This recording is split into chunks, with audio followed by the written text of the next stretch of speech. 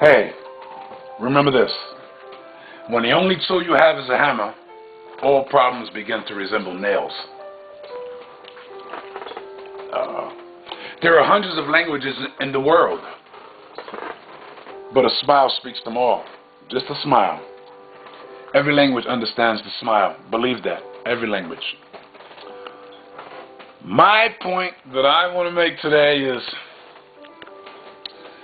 Christianity. I don't want to go into it and bash it, but I want to tell you why it was created.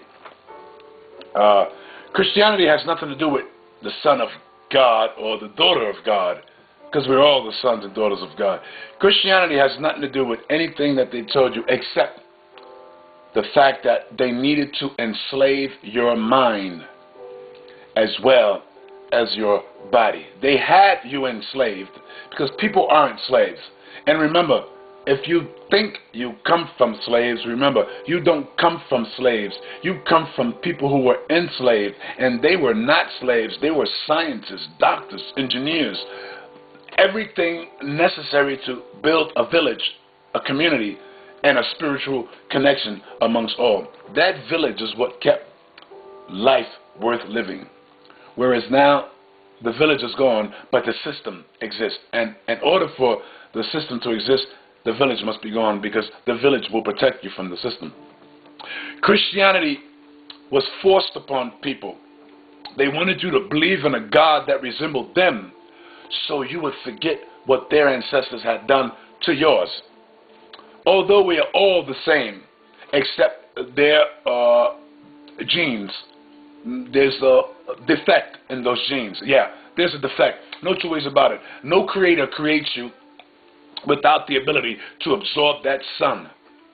So if you don't have the complexion to absorb that sun, it's because you have been genetically engineered somewhere along the line. You are my brother, Caucasian male, Caucasian female. You are my sister. However, you have genes that are not totally like mine. At the same time, you have genes that are just like mine. It's that they just say it's a Neanderthal. They got it from the Neanderthal or the rhesus monkey. The rhesus monkey. It's the XP3 gene, some special gene or some gene that mankind integrated into you, engineered into you. So being able to say that you're white is only for the privilege of getting things that others would have to jump 4 times higher to get. So with that being said, we're back to Christianity. Christianity, the church, you each year, grandma, grandpa, have given billions of dollars to those churches altogether. And those churches never give back anything to the community. Some free sandwiches and a pantry of food that nobody wanted anyway. What does the church do when a young man gets his brains blown out by a police officer, an enforcer of oppression? Because that's what police are. They are enforcers of the oppression, hired by the oppressor, paid by you as the public. And they're not paid by you to protect you. They're paid by you to serve you. And when a bull serves a cow, you look that up and you see exactly what that bull is doing to that cow in order to be able to say that he is serving that cow. It's all right to believe in something.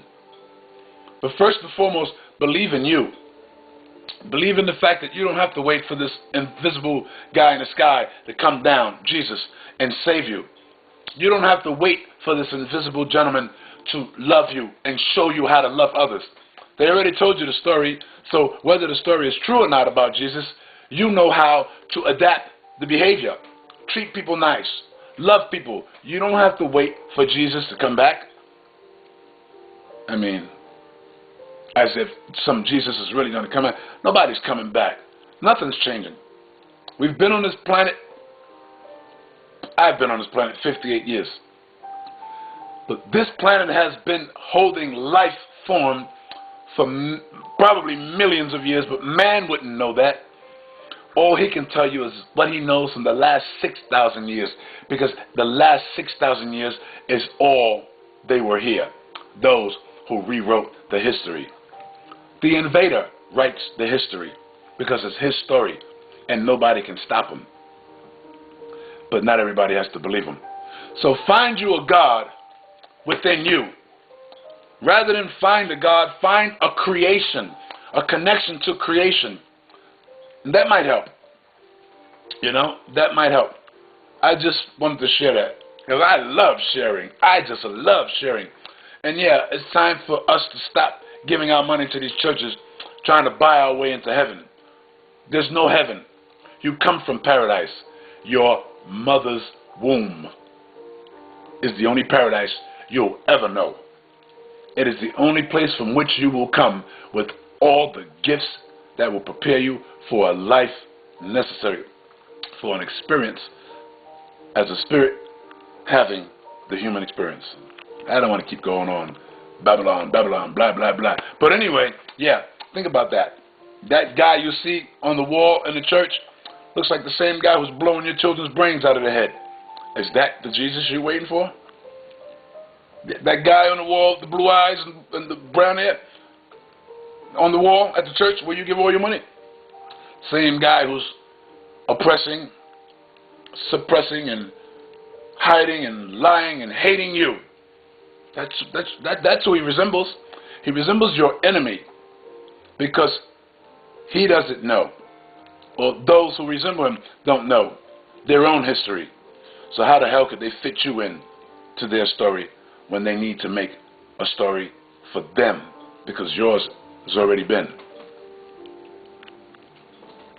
Christianity.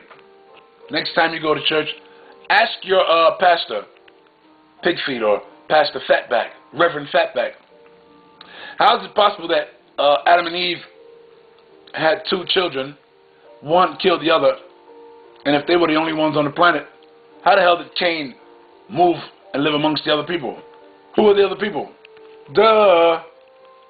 And then when they tell you, obey your earthly slave masters, what kind of creator would have you obey any master who oppressed you, enslaved you? You guys better stop believing everything someone who hates you wrote in a book.